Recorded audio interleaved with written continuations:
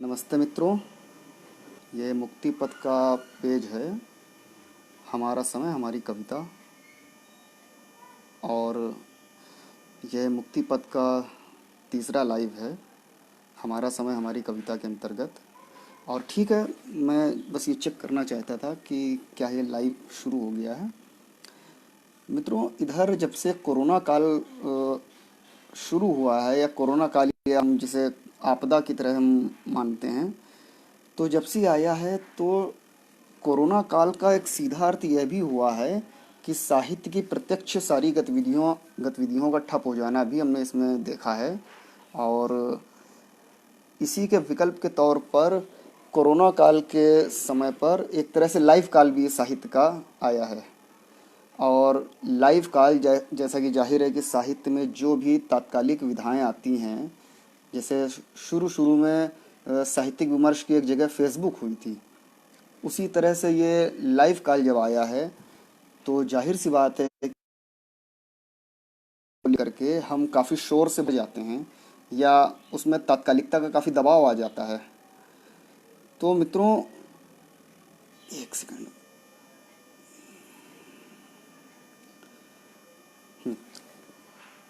तो ये जो तात्कालिकता का दबाव है, ये हम लेखकों पर किस तरह से अपना काम करता है, या हमें इन चीज़ों से कैसे बचना होगा। तो मेरी बातें इन्हीं सब चीज़ों को लेकर के है।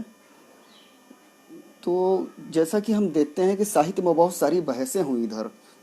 इन बहसों के बदले में क्या हुआ कि हमारा ये एक छोटा सा परिसर जो है, हमारे सोचने विचरने की जगह जो है, ये बहुत ज़्यादा शोर से भर गई है। और इतना ज़्यादा शोर से भर गई है कि एक विवाद और उसके उत्तर में दूसरा विवाद। हालांकि साहित्य की जो समानांतर जो एक गति है, उसमें विवादों का बहुत बड़ा रोल रहा है, क्योंकि विवाद ही हैं जो साहित्य को एक काल प्रदान करते हैं। और एक उसकी बहस के द्वारा ही हम बहुत सारी चीज़ों के ऊपर अपनी नई राय जाहिर कर पाते हैं और उसे एक नई दृष्टि से देख पाते हैं। तो शोर, तात्कालिकता में बहुत सारा शोर भर गया है, और हम क्या कर रहे हैं, हम इस शोर के बदले में जो हमसे एक विवेकशील मौन की अपेक्षा की जाती है, हमसे और अधिक तर्कनिष्ठ होने की अपेक्षा की जाती है, तो हम वो ना करके शोर के बदले में और शोर कर रहे हैं। और जाहिर सी बात है कि शोर के बदले में जब और शोर किया जाएगा तो वो जगह किस तरह की ध्वनियों से भर जाएगी। तो साहित्य क्या करता है, साहित्य बहुत सारी तात्कालिकताओं पर एक जायज मौन हासिल करने की चेष्टा करता है या साधता है, क्योंकि उसे पता है कि जो साहित्य की जांच प्रक्रिया है उसमें सच को अंततः ढूंढ लिया जाएगा। साहित्य में किए गए तमाम हस्तक्षेप इन्हीं बुनियादी बहसों पर टिके हैं, जो उनके तात्कालिक असर अवश्य दिखेंगे। मित्रों, कविता को लेकर के कुछ ज़्यादा ही ऐसा लगता है कि हम औद्योगिक उत्पादन जैसी कोई चीज़ कर रहे हैं कविता में। तो ये कविता का औद्योगिक उत्पादन कर रहे हैं क्या, इसलिए हम बहुत ज़्यादा प्रचारोन्मुखी हो रहे हैं, या हमें कोई ऐसी चीज़ दिखा दी गई है कि कोई एक रेस जैसी चीज़ है जिसमें जो आगे निकल जाएगा वो सबसे आगे माना जाएगा। तो ये औद्योगिक उत्पादन नहीं है, ये बहुत महत्वपूर्ण चिंतन की जगह है, जिसके द्वारा हम अनजान की यात्रा तय करते हैं। हमारे समय के भीतर जो अपरिचित है, जो अज्ञात है, जिसका शोर हम तक नहीं आ पा रहा है, जिसकी पहचान के बहुत सारे बिंदु हम नहीं ढूंढ पा रहे हैं, अज्ञात के देखने के हमारे बहुत सारे दृश्य माध्यम भटकाव के शिकार हो गए हैं। हम सत्य की खोज करना चाहते हैं, पर कहीं ना कहीं हमें ऐसा लगता है कि हम घेर लिए गए हैं। तो ये घेराव कहाँ से आ रहा है? ये घेराव बहुत सारा हमारे समय के ऊपर एक दबाव बिंदु जैसा है। हमें बताया जाता है कि हम कवि हैं तो कितने कवि हैं, और हम किस तरह से सोचें तो कवि हैं, हम किस तरह से लिखें तो कवि हैं। और इन सारी चीज़ों के बीच में हमें ऐसा लगता है कि ज्ञान और सूचना हासिल कर लेने भर से कविता करने लायक चीज़ें हमारे पास इकट्ठा हो गई हैं, जबकि ऐसा नहीं है। ज्ञान और सूचना का अपना महत्व है, पर ऐसा नहीं कि हमारे कच्चा माल जो होता है वो इससे हासिल होता है। हमें इस गलतफहमी से बाहर आना होगा। जीवन अनुभव एक अलग मूल्य रखता है, और जीवन अनुभव को कविता का प्राण बनने में समय लगता है। अगर हम कविता के भीतर कुछ भी फटाफट बुनना चाहते हैं तो बहुत ज़्यादा सही बात नहीं होगी। स्वतः आ रही चीज़ों का सौंदर्य बनाई गई हर चीज़ पर भारी बैठेगा। यह सच कविता पर भी लागू होता है, और मेरे ख्याल से कला के जितने भी माध्यम या पहलू हम जानते हैं उन पर भी स्वतः आ रही चीज़ों का सौंदर्य लागू होगा। जो बनाई गई चीज़ें हैं वो हमेशा कहीं ना कहीं सौंदर्य के एक प्रतिमान पर कमतर ही आकी जाएंगी, और ऐसा इसलिए ही संभव हो पाया है, इसलिए ही कला आज कला के नाम से ही जानी जाती है। वो कोई फैक्ट्री जैसी चीज़ में नहीं बदल पाई है। संगीत आज भी संगीत जैसी चीज़ ही माना जाता है।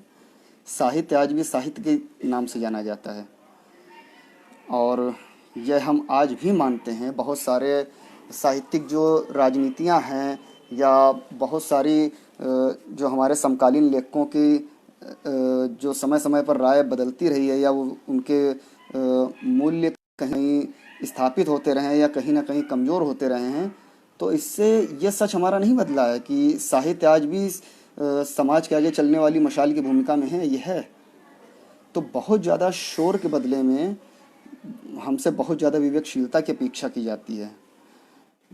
बहुत सारे ऐसी चीज़ें हैं जो हम नए लिखने वालों को बताया जाता है कि हमें ये करना है तो हमें कामयाबी मिलेगी। तो मुझे नहीं लगता कविता में कामयाबी जैसी कोई चीज़ है। हम पर प्रकाशित होने का दबाव डाल दिया जाता है कि जो प्रकाशित है वो अच्छा है, जो प्रकाशित नहीं हो पाया कहीं ना कहीं उसके लिखे में कमज़ोरी है। बहुत सारी और चीज़ें हैं, हमें पुरस्कार के द्वारा घेरा जाता है कि जो पुरस्कृत हो गया है वो बढ़िया कवि है, जो नहीं पुरस्कृत हो पाया है वो कमतर कवि है। तो ये सारे हमारे ऊपर दबाव जो बनाए जाते हैं, इन सब के ऊपर एक बात जो हावी है, कवि सर्वेश्वर दयाल सक्सेना के अगर शब्दों की मैं बात कहूँ कि मैं कवि नहीं काला झंडा हूँ, तो ये काला झंडा सीधा सीधा सत्ता के सामने खड़े होने का जो एक प्रतीक रच रहा है। तो क्या सच में हम कवि आज के समय पर ऐसे रह गए हैं? क्या बाजार का दबाव या साहित्य का जो आंतरिक जो गतिविधियाँ जिस तरह से चलती हैं, तो क्या सच में हम उस बात पर खड़े उतरते हैं जिसे सर्वेश्वर दयाल सक्सेना जैसे कहते हैं कि मैं कवि नहीं काला झंडा हूँ? क्या हमारा होना सच में इतना एक प्रमाणिक बात है? क्या हमारे कहे में वो लोक का सच सामने आता है? क्या एक ऐसा समाज जो बहुत सारी लेयर्स से भरा हुआ है, जो बहुत सारी परतों पे आज भी अपनी बहुत सारे बंटवारे में बटा हुआ समाज आधुनिकता का दावा करता है? और ये मेरे लिए बड़ी अजीब सी बात है। सोशल डिस्टेंसिंग के साथ क्या भारत जैसा देश किसी भी तरह की आधुनिकता का दावा करने का हक रखता है? एक समाज में अगर स्त्रियां बराबर का हक नहीं पा पाती हैं, तो क्या हम बतौर लेखक ऐसे विमर्श में जा सकते हैं और कह सकते हैं कि नहीं भाई ये समाज आधुनिक हो रहा है? ये जातीय जो हमारे यहाँ बंटवारे हैं, इन चीज़ों के आधार पर मुझे लगता है कि हम एक आधुनिक मतलब समाज का दावा नहीं कर सकते हैं। कोई भी संस्कृति, कोई भी समुदाय अपने बीच के मनुष्यों को एक समान मानकर का दम नहीं भर सकता है। ऐसे में कविता के भीतर हम जिस मनुष्य की पैरोकारी करते हैं, उस मनुष्य के लिए हमें और अधिक जिम्मेदार होना होगा। कविता के लिए जो सबसे ज़रूरी बात मुझे लगती है वो है एकांत। कविता का बीहड़ एकांत। मुझे लगता है कि अगर किसी के पास बहुत ज़्यादा शोर है, बहुत ज़्यादा दबाव है, तो वो उसका अपना एकांत जो है वो कहीं ना कहीं उस पर अपना उस तरह से काम नहीं कर सकता है जिस तरह से उसे करना चाहिए। ये हमारा एकांत जो है बहुत धीमी गति से बहता हुआ एक गर्म मौसम निर्मित करता है, जिसमें जहाँ करुणा और दुख अपना वास्तविक अर्थ लेते हैं। अगर करुणा और दुख हमारी कविता में नहीं आ पाता है तो हमारी स्मृति के रंग जाहिर सी बात है कि और हल्के रहेंगे। जहाँ हम सबसे ज़्यादा रचनात्मक होते हैं वो हमारा परिसर सोचने के बहुत सारे दबावों से कैसे मुक्त होगा। ये बाहरी हस्तक्षेप जो भी है तो उनसे मुक्त हुए बिना क्या हम अपनी अनुभूतियों के संसार में खुला और स्वच्छंद विचरण कर सकते हैं? बतौर कवि या बतौर लेखक हमारा अपना जो हमारा अपना एक सोचने का तरीका है, उस पर कहीं ना कहीं हमें ये दिखाया जाता है कि लेखकों को कैसा होना चाहिए, कवियों को कैसा होना चाहिए। तो मेरा ये कहना है कि कवियों को ठीक वैसा ही होना चाहिए जैसे वो होते हैं। वो कविता जिस तरह की भी चाहें, जैसे भी चाहें, ये हमारी अपनी जिम्मेदारी है। और मुझे लगता है कि ये हर काल हर समय के लेखक ने अपनी इस जिम्मेदारी को खुद उठाया है। हमारे लिए कोई गाइडलाइन नहीं तय करने वाला है कि बाहरी व्यवधान से हम कैसे बचेंगे। ये एक जिम्मेदारी है कि हम अपने समय की पड़ताल कैसे करेंगे या सबसे बेहतर तक जाने का तरीका कैसे खोजेंगे। कविता में जवाबदेह होने की बजाय मुझे लगता है हम सबसे ज़्यादा खुद के प्रति जवाबदेह हैं। जा रहे जटिलता, दुरूहता, बूझता के बहुत सारे दावों को बड़ी विनम्रता के साथ लेते हैं और सीमा के बाद से ऊपर रखते हुए इस सिद्धांत को याद रखेंगे कि एक कवि कैसा लिखेगा यह सिर्फ कवि तय कर। और जैसा कि जाहिर सी बात है कि इस समय कविता के संसार में कुछ विवाद, उन सारे विवादों के जो हमारे वरिष्ठ लेखक हैं उन्होंने अपने अपने हिसाब से उसके उत्तर दे रखे हैं। जैसे छंदबद्ध रचनाएं होती हैं या मुक्त छंद होता है, तो ऐसे प्रश्नों के उत्तर आ चुके हैं। हमारे लिए सबसे ज़्यादा बड़ी कैसे करते हैं, अभिव्यक्ति में हम कहते क्या हैं, उसे हम किस तरह से कहें, ये हमारा अपना तरीका है। जो छंद में कहने में सुगम महसूस करते हैं, सहज महसूस करते हैं, वो उसमें कहें। तो मुझे लगता है मित्रों कि कविता पर बहुत ज़्यादा दबाव नहीं रखना चाहिए और हम बहुत ज़्यादा भीड़ के द्वारा जो हमारे ऊपर शोर लादा जाता है वो हमारे एकांत को किसी भी तरह से ख़त्म न कर सके, क्योंकि अंततः वही हमारे पास है जहां हम अपने जीवन मूल्यों को ठीक से देख पाते हैं। कुछ कमेंट्स आ रहे हैं, शायद मैं उन्हें देख सकूं।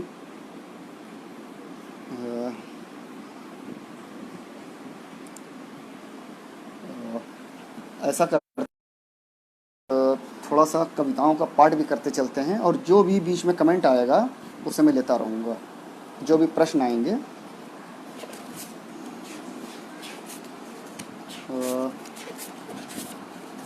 मेरी पहली कविता है पुनर्जन्म। मैं यह सोच कर उन तक गया कि वह बताएंगे खुद के महान बनने का रहस्य। मैंने देखा उनका महान शोर, धैर्य को थकाता उनका मौन, अहिर्निश प्रतीक्षा, और पाया कि वह जरा भी नकली नहीं थे। उनकी हंसी सबसे सहज थी। फिर मुझे घड़े का मुंह मिट्टी की हंसी सा लगा और जान गया कि समुद्र का पसीना है उस पर तैरता फेन। मैं समझ गया हर कुआं पृथ्वी की आँख है और गुफाएं गायब हो जाने का आग्रह है। नदी पृथ्वी की पीठ पर सिल दी गई शिराएं हैं, पानी उनमें दौड़ता खून। मैंने सोचा मैं कौन हूँ। मैं उनके और पास गया और देखा सहजने का उनका क्रम सबसे प्राचीन है और दुख की स्मृति में सबसे कम है। उन्होंने रंगों की भाषा चुन ली थी। वह जितने प्राचीन थे उतने ही युवा, जितने बड़े जानकार उतने ही बड़े खोजकर्ता।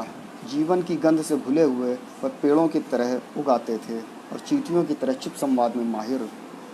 पहाड़ की तरह हमेशा बने रहने के सुख से भरपूर वह काले हार्नबिल को उसका पहला गोता लगाना सिखा रहे थे और मछली के कान में कह रहे थे, कि समुद्र की तलहटी में छुपा है तुम्हारे चिड़िया बनने का रहस्य। वह इतने बड़े न्यायकर्ता थे कि जब मैंने जाना मेरी नश्वरता मेरा सबसे बड़ा सच है, तो मेरे हाथों में मेरे समय को रख कर उन्होंने कहा कि बस इसमें बने रहो। फिर किसी पुनर्जन्म की गुप्त घोषणा सा मैं खुद में लौट आया। पूजा महतो जी का एक कमेंट आया है, कविता दबाव में घुटकर रह जाती है। जी हाँ, जो हमारे देखने का जो निरपेक्ष तरीका है, जो हमने देखने के बहुत सारे आयाम विकसित किए हैं या हम उनकी ओर यात्रा कर रहे हैं, मुझे लगता है कि एक कवि के पास सबसे ज़्यादा अगर कोई चीज़ होनी चाहिए तो वो चीज़ होती है उसकी देखने की क्षमता या देखने के बहुत सारे तरीके खोजना। पृथ्वी देखने के बहुत सारे तरीक़ों से बनी हुई है। यहाँ पर यह भी कहा जा सकता है कि इस संसार में जितने कवि हुए हैं या जितने भी दृष्टा हुए हैं, ये पृथ्वी अपनी गिनती में ठीक उतनी ही है। मुझसे कहा जा रहा है थोड़ी सी आवाज़ बढ़ा। आवाज़ मेरी फुल है और क्या अब आवाज़ मेरी ठीक आ रही है?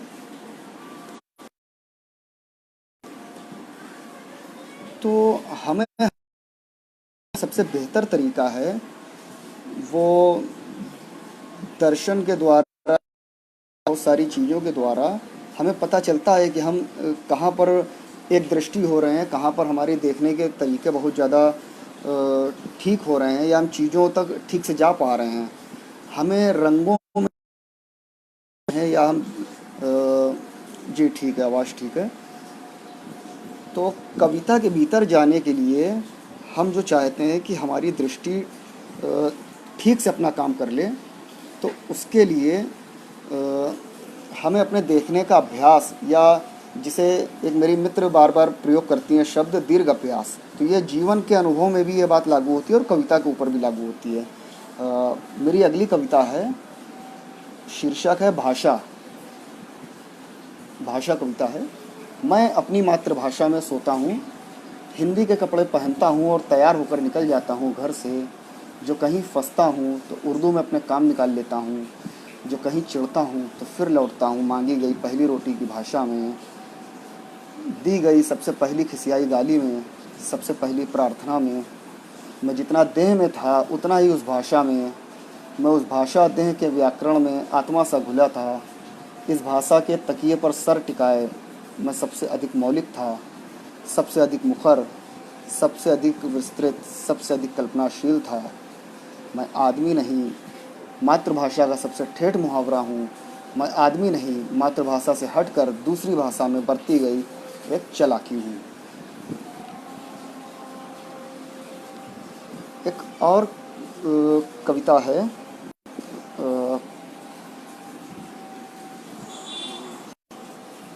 कविता का शीर्षक है पैरालाइज्ड पिता के लिए। पैरालाइज्ड पिता के लिए। पिता नहीं रहे से बहुत भयानक वाक्य है, पिता किसी काम के नहीं रहे। जिम्मेदारियों का निर्मम पलड़ा और भी ज़्यादा भारी होकर उस कंधे की तरफ झुकता है जो निहायत नया है, नाजुक है और हकबकाया हुआ है। कुछ लोग अपनी उम्र से जवान नहीं होते हैं, उन्हें बड़ा कर देता है हाशिए पर चले गए पिताओं के दृश्य।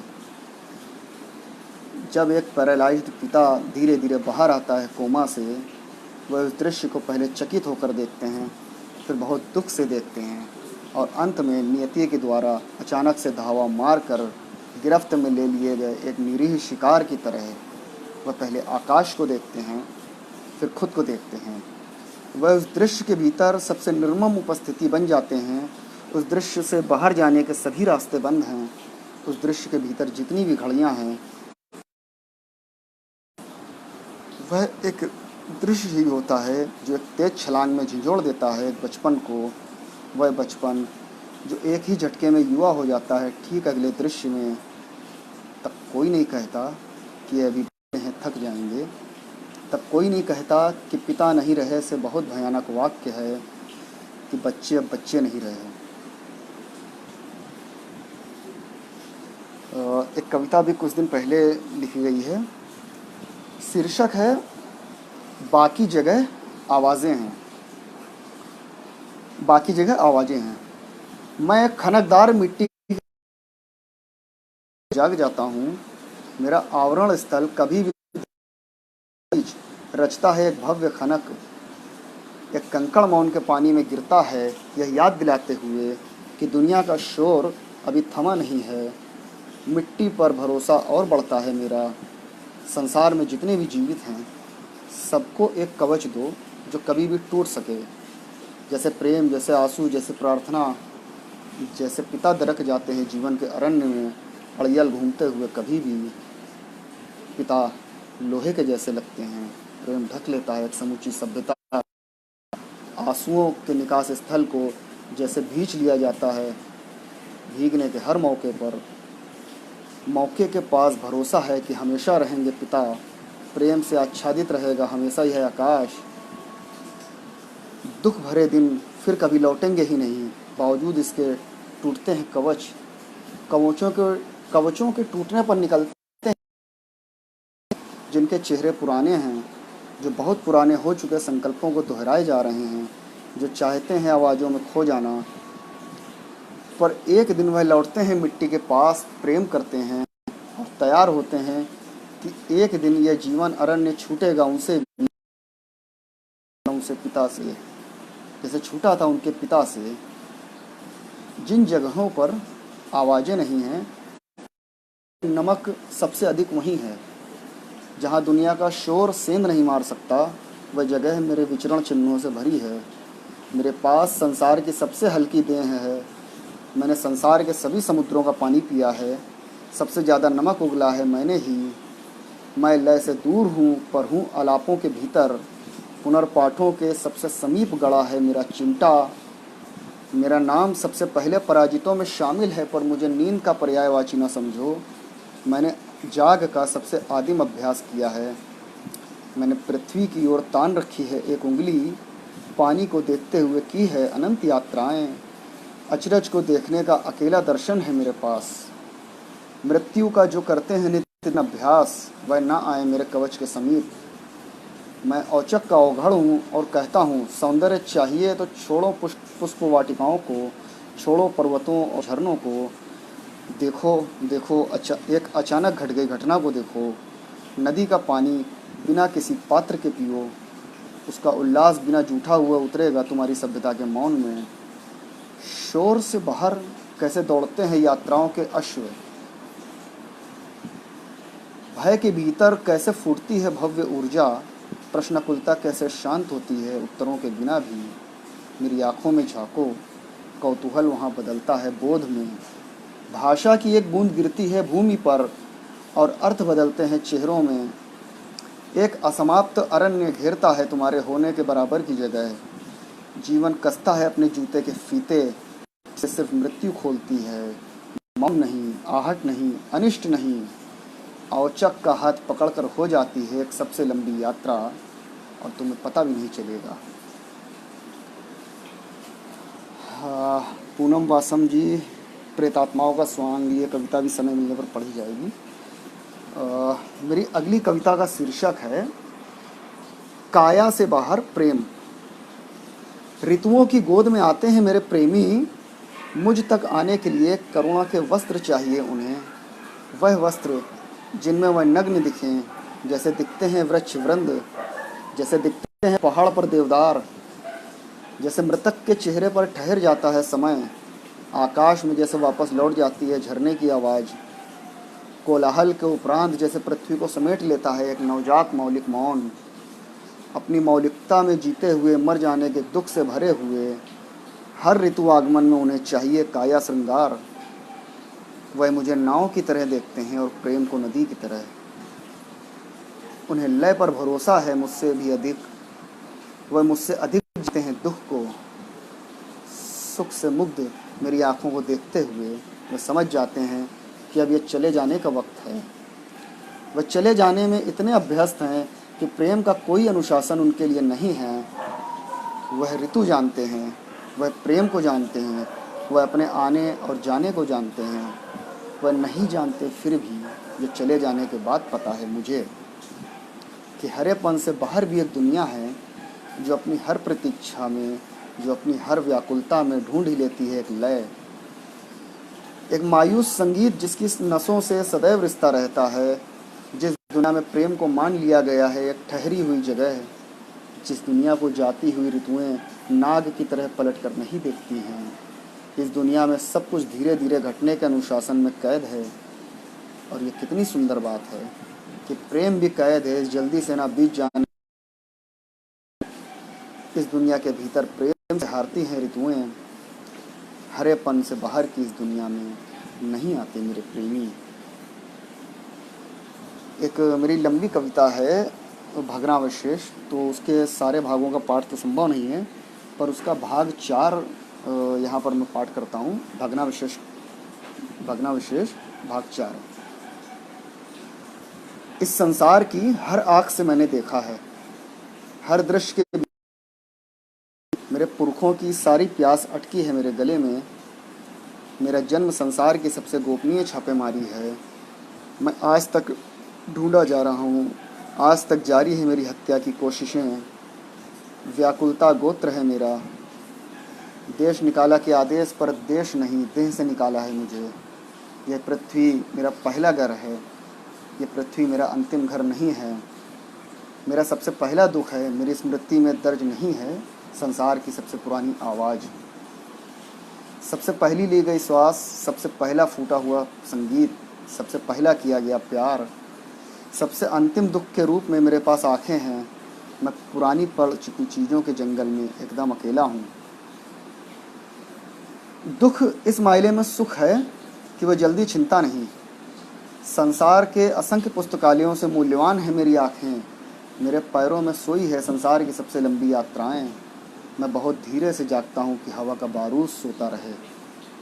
इतना धीमे बोलता हूँ कि सबसे कमज़ोर आवाज़ को भी भरोसा रहे अपनी ताकत पर। सच को इतने सधे हाथों से छूता हूँ कि वह गवाही तक जीवित रहे। मेरी परछाई मेरी देह का मौन है। मैं मौन में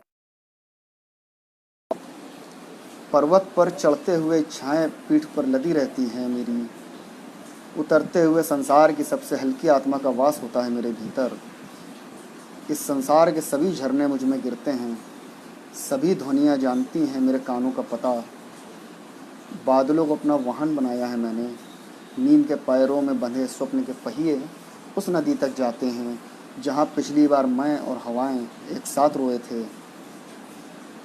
इस संसार की सबसे पुरानी भाषा है रंग। पेड़ की हरी हथेलियाँ अपना दुख बांटती हैं मुझसे। मेरी हथेलियों में असंख्य छिद्र हैं। मैं जितना बांधता हूँ इन्हें निकल भागती है एक भाषा, उड़ जाता है सारा प्रकाश। चिड़िया इसे अपना सबसे सुरक्षित घोंसला समझती हैं। मेरी बंद मुट्ठियों में कैद है संसार के सबसे पहले जुआरी का तुक्का। अगली कविता है, कविता का शीर्षक है महात्मा। हम ही हत्यारे हैं, हमारी ही हत्या हुई है। हत्यारा हमारी ही ओट में छिप कर बैठा है घात लगाए। बहुत डर लगता है महात्मा कि अब जो हत्यारा नहीं है वह देशभक्त भी नहीं रहा। महात्मा तुम तो अंतिम थे, पर तुम्हारी हत्या अंतिम नहीं थी। सभ्यता की हर आँख में गोडसे का पागलपन उतर आया है। इस बार हमारे ही हाथ में है हथियार। इस बार हमने ही खुद को लिया हुआ है निशाने पर। महात्मा इस बार हम खुद को बहुमत में देखते हैं तो डर लगता है। अगली कविता का शीर्षक है सुख। सुख वह यूं तो बार बार आता था, पर बुलाए जाने पर कभी नहीं आता था। नक से फूटता था और दुर्योग के कुएं में अचानक ही कूद कर मर जाता था। वह गायब तो जमीन पर होता था, पर उसे ढूंढने के लिए आंखें आकाश छानती थीं। फिर दुख आता था, हमारी इस बात की सबसे बड़ी गवाही बनकर कि सुख कैसा भी हो अंततः हमें ऊब ही जाना है। हमारे सुख का सबसे बड़ा रक्षक दुख ही था। अगली कविता है, शीर्षक है घड़ी। बहुत से लोग मिलेंगे जिनके हाथों में घड़ी होती है या उन्हें समय का पता होता है। फिर भी वह पूछते हैं हर किसी से, तुम्हारी घड़ी में क्या वजह है? क्या वजह है यह मुद्दा नहीं है। वह यह सोचती उसकी घड़ी में क्या वजह है, वह सोचते हैं यह चेक करने में क्या बुराई है कि उनकी घड़ी इस शहर से कितना आगे पीछे है। एक और कविता है, शीर्षक है भूल। भूल एक शब्द है जो अक्सर घर के दरवाजे पर तैयार खड़ा मिलता है, उसे याद दिलाता जिसे आप भूल गए। ओह याद आया एक वाक्य भर नहीं, एक मंत्र है। आप जितनी बार भूलते हैं यह मंत्र उतनी बार आपके जीवन पर एक औचक धावा मारता है। आपकी जीभ उतनी बार टटोलती है अनुभव का एक नया स्वाद। दरअसल भूल सिर्फ एक शब्द नहीं, एक खबर है। जहाँ जीवन चौंकता है, व्यक्ति थोड़ा और दुरुस्त होता है। एक लंबी कविता मेरी आई थी, पूर्वग्रह पत्रिका है भारत भवन की, तो उसके कविता विशेषांक में एक लंबी कविता आई थी, आग की भाषा। तो अगली कविता का पाठ, आग की भाषा। ये लंबी कविता है और कई भागों में है। आग की भाषा भाग 1। तुमसे सौभाग्यशाली कौन होगा अगर चुन लेती है तुम्हें आग। आग को कोई सलीका नहीं, राख उसका श्रृंगार है, बिफरना उसका आदिम गीत। वह देह मग्न है, एक उसी की परछाई बिखरती है ढेरों ढेर रोशनी। लपटों की काया हर नियम तोड़ते चलती है। भाग 2। आग को विनम्रता से भरे मनुष्य नहीं भाते, वह बेलिहाजों के प्रेम में हर चीज़ का आकार बदल देती है। अगर उसे देखने का सलीका है तो उसे उस जगह पर देखो जिस जगह के बारे में दावे किए गए कि वह वहाँ नहीं है। जैसे जबड़ों पर कठोरता की शब्दावली में बुदबुदाना ज़्यादा खतरनाक होता है अपेक्षाकृत चीखने के, ठीक वैसे ही भड़क चुकी आग से ज़्यादा खतरनाक होती है सुलग रही आग। आग की ओर से कोई बयान नहीं दिया जाता। उसे छुओ, उसे देखो, उसे उसके रंग से मत पहचानो। उसके भीतर से बहकर बाहर आती ऊष्मा का संगीत अपनी देह में भरो। अपनी पुतलियों में उसकी छाप भरते हुए अपने शहर को याद करो, अपना नाम, अपनी नदी, अपने दोस्त को याद करो। आग के 2 हाथ हैं, पृथ्वी पर दान के लिए हमेशा उदार मना और व्याकुल। उसके एक हाथ में है मृत्यु तो दूसरे में पुनर्जन्म। स्मृति आग के चेहरे पर भीगते हुए नाचती है। भाग 3। मैं अल्पज्ञों में पहला हूँ, विराटता में एकदम न्यून। मैं जिस ग्रामर में चीखता हूँ, बोल रही एक भाषा में उसे मौन कहते हैं। मैं समय के भीतर तो हूँ, पर तिथियों की परिधि से बाहर है मेरा इतिहास। मुझे एकाग्रता का शोर मानो, मौन में जहाँ दृश्य बदल जाते हैं संगीत के अलजेब्रा में। समुद्र की पहली उठी लहर है मेरी पूर्वज। मेरी संतानों से बनेगा टिके रहने का सफल सिद्धांत। मैं विशेषज्ञों में अंतिम हूँ, विश्लेषकों का अंतिम शिकार। मेरी हत्या मेरी समय की सबसे ज़रूरी बात होगी। मेरा लिहाज इस मायने में किया जाए कि मैंने आग और आकाश को एक ही तरह से देखते हुए कई सदियां बिताई हैं। भाग 4। भाग 4। सबसे उदास दिनों में हमेशा याद रखना चाहिए कि आग और बारिश से नज़र नहीं मिलाना ये पृथ्वी के सबसे गहरे कुएं हैं। स्मृतियाँ अच्छे भले आदमी का हाथ पकड़कर उतर जाती हैं इनमें। स्मृतियाँ नीरस विषय याद नहीं रखती। पीले पड़ते हुए हम में एक समुद्र कितना अधिक मौजूद था। अंततः हमें शोर याद रहा, ये चिड़िया की चहक। क्या हमने राख को ठीक से देखना सीखा? हमने कब एक चित्र के भूरेपन को चूम कर उसे प्यार किया? हमने कितना याद रखा कि हवा और स्वेद से रगड़ खाई देह एक दिन जरूर नष्ट होगी, दूर तक फैला होगा उसकी स्मृतियों का नमक। मौसमों से भीगी एक देह पथराई भूमि पर कितनी दूर तक चली थी। रंगों की परछाइयाँ कैसे उतराती थी उसकी आँखों में। उसने जाने से पहले पत्थरों को सहलाया था या तोड़ा था उनके भीषणतम रूप को। स्मृतियाँ साज सज्जा नहीं बचाती हैं, रखती हैं। स्मृतियाँ डायरियाँ नहीं बचाती हैं, वह उन डायरियों की आत्मा बनकर किसी तकिए के नीचे सो जाती हैं। स्मृतियाँ पानी भी नहीं बचाती, वह उसके बरसने को दोहराती हैं। स्मृतियाँ हवा भी नहीं बचाती, वह उसके बहते रहने का पुरातन संगीत याद दिलाती हैं। वह अपने भीगे पंखों पर बिछा देती हैं धुलते हुए रंगों की बाढ़ में हमारा अनोखा मटमैलापन। उन्हें हमारे आसपास की चीज़ों के छिलके उतारना आता है।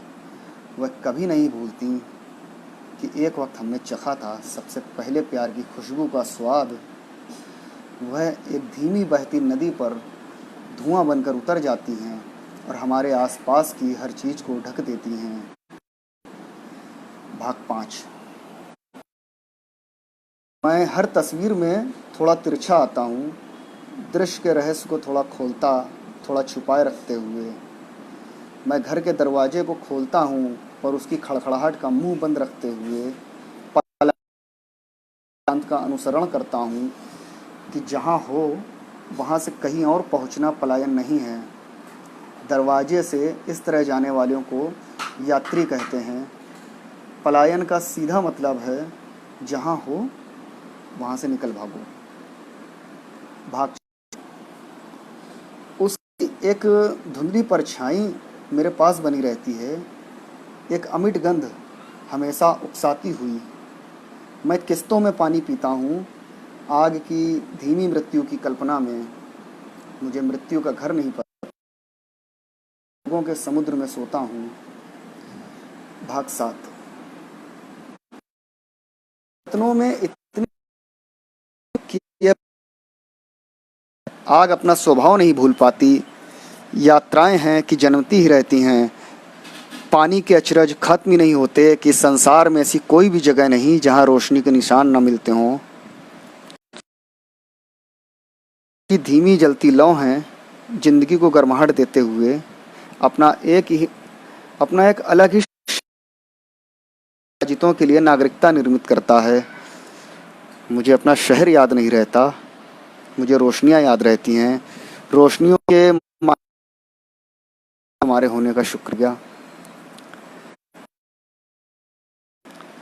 मैं संसार का सबसे बड़ा दुख हूँ।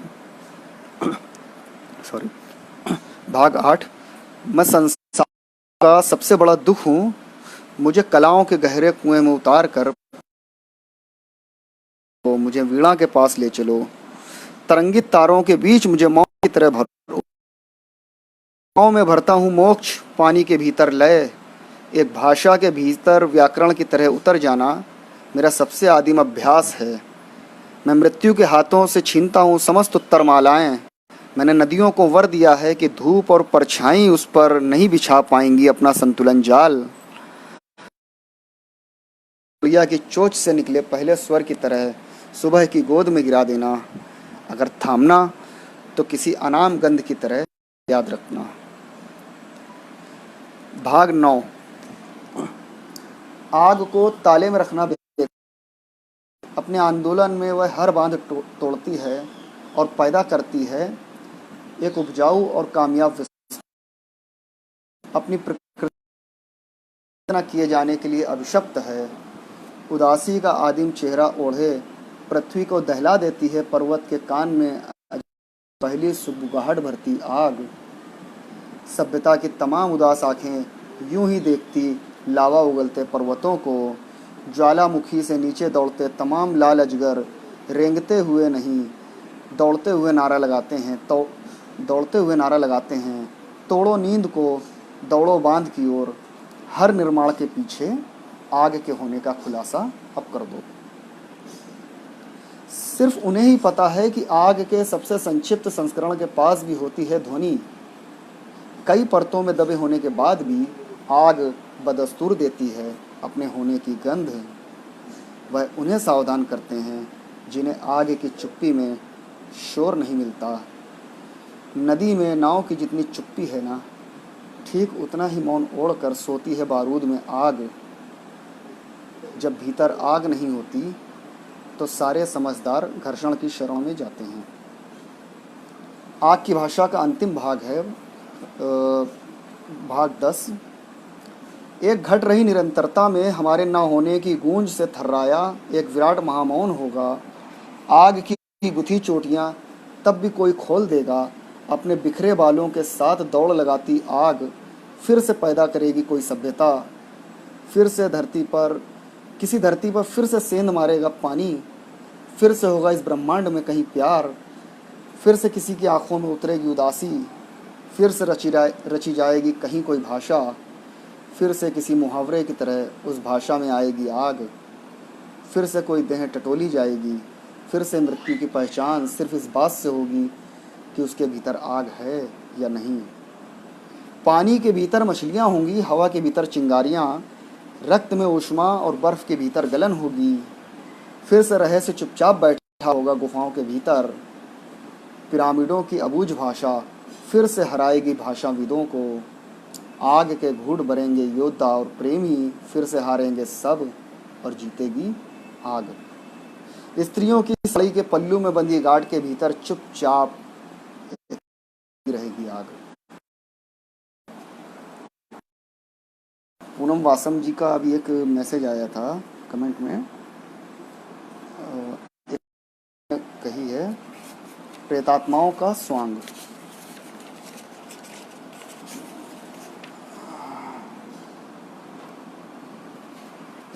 प्रेतात्माओं का स्वांग से पहले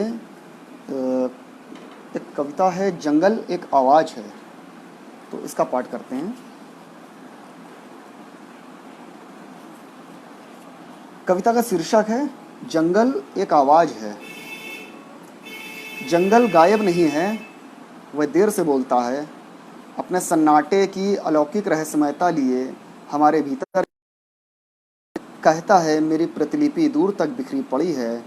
तुम्हारे ड्राइंग रूम, स्विमिंग पूल की उस नकली पहाड़ी नदी तक। जंगल एक अमिट स्मृति है। सड़कों पर छाई सुनसान रात उस बाघ की परछाई है जो तुम्हारे शहर कभी नहीं है। जंगल अचानक से हुए किसी हमले की एक खरोच है। एक जरूरी सबक कि जंगल कोई औपचारिकता नहीं निभाता।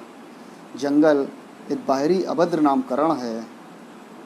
जंगल दिशा मैदान को गई एक बच्ची को अचानक से मिला एक पका बेल फल है। जंगल बूढ़े बाबा के शेर बन जाने की एक झूठी कहानी है। जंगल की बांध सा सिना हुआ एक घर है। जंगल वह है जो अपने ही रास्तों से फरार है। अनहोनी में बनी एक अनिवार्य अफवाह है। जंगल एक रंगबाज कर्फ्यू भी है जो तय करता है रात को कौन निकलेगा और दिन में कौन। जंगल जो बारिश में एक चौमासा नदी है तो चिलचिलाती धूप में बहुत देर से बुझने वाली एक प्यास भी। जंगल सब कुछ तो है पर विस्थापन कतई नहीं। जंगल एक आवाज़ है जो हमेशा कहती रहेगी कि तुम्हारा शहर एक लकड़बग्घा है जो दरअसल जंगल से भाग निकला है। एक कविता और है, शीर्षक है रंग। रंग वह नहीं जो उड़ जाते हैं अपनी तय उम्र के बाद, या दूसरे रंग के अतिक्रमण से असमय मर जाते हैं। रंग प्रमाण है कुछ भी होने या फिर कुछ नहीं होने का। तभी बुढ़ापा उम्र का एक रंग है और चेहरे का गवाह है उदासी का एक रंग। सुख की मुग्ध आँखों का मुंद जाना भी एक रंग है। जैसे पृथ्वी का रंग सिर्फ जीवन, समुद्र के भरपेट होने का हैं। या कह सकते हो कि भूख अपने हर रंग में एक गर्म रोटी का चेहरा है जिस पर कोई अन्य रंग नहीं चढ़ता।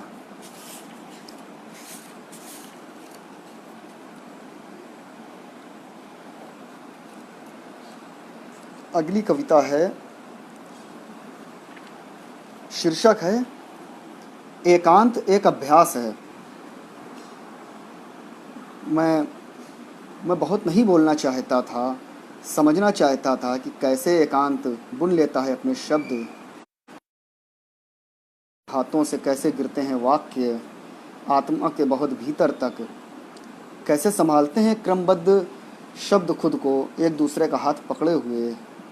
जैसे एक पंछी आकाश में गोता लगाता हुआ धीरे धीरे नीचे उतरता है, मैंने देह को हिला डुला कर बताया कि ठीक वैसे ही उतरना चाहिए अपने एकांत के तल पर, और जमाना चाहिए अपने पैर ठीक वैसे ही जैसे पूर्वज जमा देते हैं खुद को एक बीती हुई सदी में। बिना हिले डुले दीवारों पर कोई भाषा कैसे उकेरी जा सकती है, दीवार से ढूंढा जा सकता है। सिखाया खुद को। बुद्ध और शंकर की अर्धतृप्त पर पूर्ण ध्यानस्थ आँखों का अभिनय करते करते भी, बुद्ध और शंकर की अर्धतृप्त पर पूर्ण ध्यानस्थ आँखों का अभिनय करते करते भी दबे पांव एक विराट मौन कैसे दबोच लेता है आत्मा के भागते पैरों को, कि एकांत एक अभ्यास है जिसे बियाबान में बनी कोई भाएं भाएं करती गुफा नहीं चाहिए। वह खुद के भीतर बना एक कुआं है जिसे हर बार थोड़ा और दुरुस्त और गहरा किया जाता है। भीड़ शोर अज्ञात का फैलाया एक जाल है, एकांत ज्ञात की ओर निरंतर बढ़ता एक कदम। मैंने खुद को समझाया कि अपने एकांत से बाहर आकर पहला शब्द कुछ इस तरह बोलो कि वह कानों में ऐसे उतरे जैसे चाय का गर्म घूंट उतरता है गले में, या ऐसे जैसे निद्रालीन ब्रह्मांड के कानों में किसी अज्ञात ने फूंक दिया था ओम। मैं अपने एकांत से बाहर निकला और अपने पहले शब्द के लिए ठीक उतनी ही ताकत लगाई जितनी गर्भ से बाहर आया कोई नवजात लगाता है अपने पहले रुदन के लिए। अगली कविता है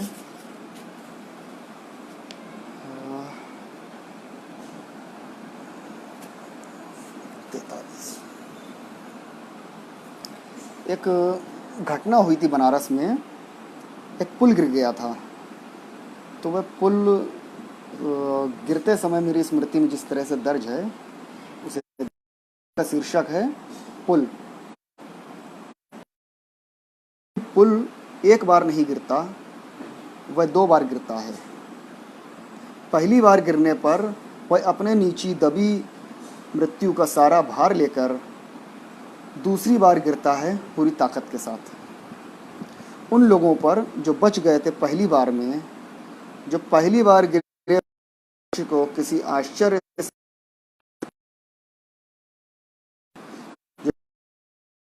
गई देहों के साथ इस संसार के हर। एक कविता है, शीर्षक है मैं एक बंद दरवाजे सा था और चाबी उनके पास थी। उन्होंने मुझ तक थपथपाहटें फेंकी और दीवारों के कानों में अफवाहें उड़े लीं। उन्होंने पहली बार भाषा के नए व्याकरण की शक्ल में कुछ सुगबुगाहटें विकसित की। उन्होंने चाबी को हाथ भी नहीं लगाया। उन्हें पता था चाबी से दरवाज़ा नहीं वह खुलेंगे।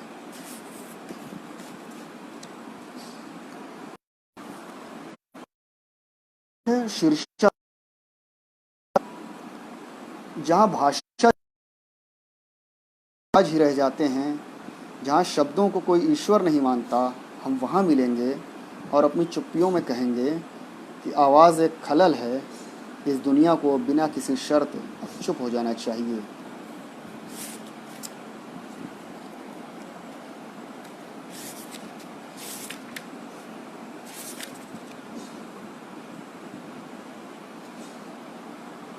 एक कविता है, शब्द नहीं एक पूरा देश है। शब्द नहीं एक पूरा देश है। शब्द शब्द की तरह नहीं आए, वह आए थोड़ा सकुचाते हुए और मैंने पूछा कैसे हैं आप। शब्द जो प्रत्यक्ष थे, स्वतः प्रमाणित थे, आश्चर्य से भरे हुए वह दोबारा आए तो अपने कपड़े उतारे हुए, और मैंने फिर पूछा मैं आपके लिए क्या कर सकता हूँ। लौट गए शब्द, इस बार आए तो करुणा से भरे हुए थे। दुख की छाया उनकी ओर बढ़ गई थी। दुख की छाया उनकी और बढ़ गई थी जब मैंने उनसे पूछा नहीं, सिर्फ बताया कि मैं आपके लिए क्या कर सकता हूँ। इस बार शब्द आए तो अपमान और गुस्से से जले हुए, आधे गले में फंसे, कुछ हिचकी के साथ बाहर निकले हुए। उन्हें एक निशब्द और निर्विकार चेहरा मिला। वह लौट गए। शब्द जो शब्द की तरह नहीं आए थे, चुभते रहे चुप्पे मनुष्य के भीतर। इस बार वह आए तो मैं कह दूंगा उनसे, मैं करूंगा कुछ न कुछ आपके लिए, पर शब्द नहीं आए। उनकी आहटें आती रहीं, पदचाप बजते रहे कानों में कि एक सुबह मैंने देखा एक देश को शब्द की पीठ पर शहरों, गांवों और मोहल्ले के घरों की तरह उगाए थे।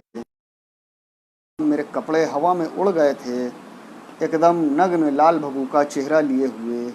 मैं किसी शब्द की तरह नहीं, किसी उत्तराकुल प्रश्न की तरह एक चुप्पे मनुष्य की ओर दौड़ जाना चाहता था। उस धूर्त मनुष्य की ओर जिसके बारे में माना जाता है कि उसका चेहरा बुद्ध से मिलता है, जो अपनी कविता में एक निर्दोष व्यक्ति है। अगली कविता है कोयला। कोयला। उन्होंने गुफाओं को देखा और मकान बना लिए। उन्होंने नदी देखी और फटाफट सड़क बना ली। पेड़ देखकर पहरा जाया, पानी से सीखा हर तालमेल। पहाड़ देख वह चढ़ना सीखे, झरना देख गिरने का सलीका। क्या होती है लय, वह गोल गोल घूम पृथ्वी नाप ली। पहले पहल उन्होंने भाषा ने फिर उन्हें बुना और बिगाड़ा। उन्होंने हाथों में 2 पत्थर लिए और घिस घिस कर आग जला ली। आग देखा तो भय से कांप उठे। उन्हें लगता था, उन्होंने बार बार आग पैदा की। उन्हें लगता था कि भय से वह सब कुछ जीत लेंगे। ये पहले से तय था कि उनके हिस्से में कोयला ही आएगा।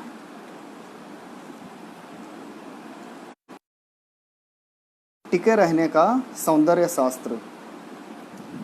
वह बदसूरत होंगे, रुकी हुई एक बासी झील के बगल से एक नदी की लज्जा ओढ़ आएंगे। वह धीमे चलेंगे पर मुक्त होंगे ठहरे होने से। समझौते की पाप संधि से बाहर एक अराजक दृश्य रचे। पुरानी होती देह पर घाव खाएंगे और अपने वक्त की सबसे निष्पाप श्वास लेंगे। वह एक लुप्त प्राय प्रजाति हैं, उनकी भाषा में समा जाती है पूरी पृथ्वी। रुकने और टिकने को बार बार परिभाषित करते हुए वह लगातार नए की ओर चलेंगे। वह बदसूरत होंगे पर दृश्य में सबसे सुंदर होंगे।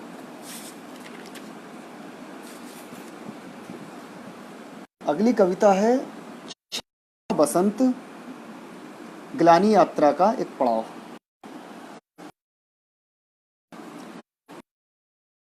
सूख चुके वृक्ष गिरने को तैयार नहीं थे और पर्वत इमारतों से छोटे होकर भी अपनी जगह नहीं छोड़ रहे थे।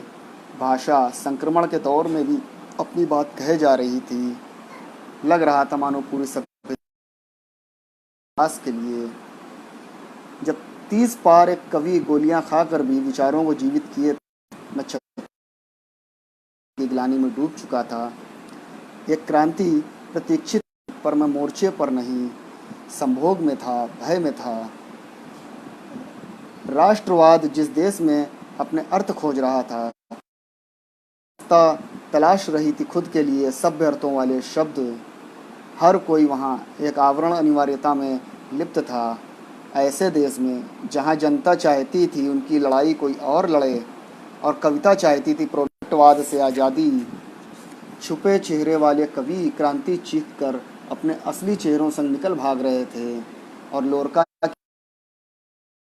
नकली लड़ाइयों से चिढ़कर स्वर्ग में पुनर्जन्म पर थी कि मार्क्सवाद कब आएगा कभी, कि ये दुनिया कब बदलेगी।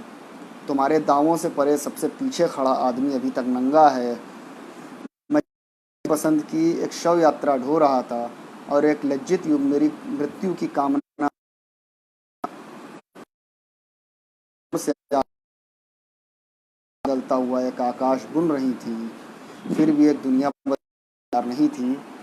यह मेरा युग था और सो जाता था।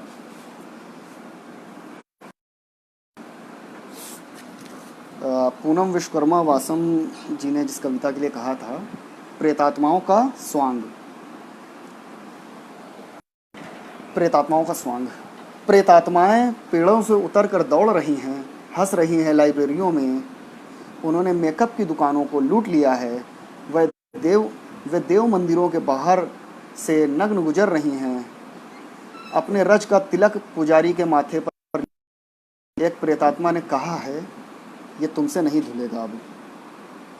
अजान से तेज अब इनकी आवाज़ है। ट्रकों और टैंकों पर सवार होकर वे रौंद रही हैं तमाम धर्म संहिताओं को। स्त्री वर्जनाओं की तमाम इतिहासों की कब्रें अब खुली पड़ी हैं। पोप की कुर्सी लूट ली गई है। धर्मदंड अब एक उदंड प्रेतात्मा के हाथ में है।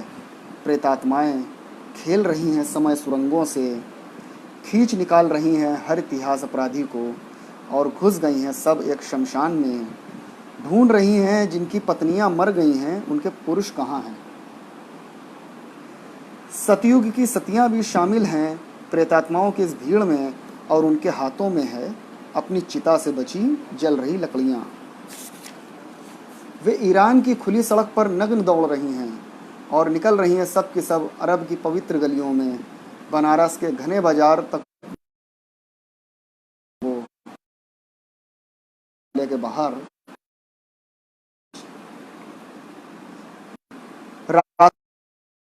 मेडिकल स्टोर के बाहर लगे विज्ञापन उन्होंने लिख दिया है, सैनिटरी पैड्स अब से टैक्स फ्री। दुनिया भर की व्यवस्थाओं को धूल चटाकर को बालों को पटक रही हैं सहेलियों के चेहरों पर। गा रही हैं सामूहिक स्वरों में, ढोर गंवार तुलसी और पापी ये सब हैं ताड़न के अधिकारी। प्रेतात्माएं कायर नैतिकता से भरी इस दुनिया पर फैल गई बारूदी गंध है। वे तमाम विमर्शों के सफ़ेद मुंह पर धड़ाम से गिरी एक काली अराजकता हैं। तमाम मान्यताओं के कुएं में भांग से घुल गई एक अवहेलना है। अब स्त्रियां भी इस भीड़ में आ मिली हैं, मिला रही हैं दम ताल उनके नृत्यों में। प्रेतात्मा अपने नख दंत, अपने दौड़ते पैरों को छुपा दिया है उन्होंने अपने जीवित प्रतिनिधियों में। समय सुरंगों की चाबियां अब स्त्रियों के हाथों में चमक रही है। स्त्रियां धीरे धीरे अपने घरों में लौट रही हैं। हिस्सों से खबर है कि प्रेतात्माएं कहीं नहीं गई हैं। आपके घर में अभी अभी जो स्त्री, उसे ध्यान से देखिए, उसकी आंखों में अवज्ञा की प्रेतात्मा सोई है। आप सोच सकते हैं इन प्रेतात्माओं के पुरुष प्रेत कहाँ हैं। थोड़ा खंगालेंगे तो पाएंगे जो पुरुष प्रेत इस भीड़ का हिस्सा हो सकते थे वह आपके भीतर कब के मरे पड़े हैं।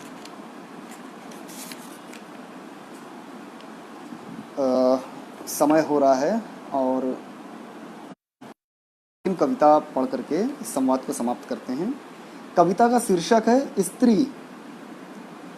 वह संसार देख रहे थे, वह यात्री हुए। उन्होंने दुख देखा तो कई बार बुद्ध बने। आकाश देख साधु हुए, पहाड़ देख वह पुरुष हुए। वह कौतूहल से भरे थे तो वह बच्चे हुए। अब एक पूरी पृथ्वी उनके मुंह में समा सकती थी। जब उनकी जिज्ञासा का भूत उतरा तो उन्होंने इन सभी को फिर से देखा। उन्होंने फिर से देखा क्योंकि वह उनके प्रेम में पड़ गए थे। इस बार स्त्री हुई। धन्यवाद। मुक्तिपथ हमारा समय हमारी कविता का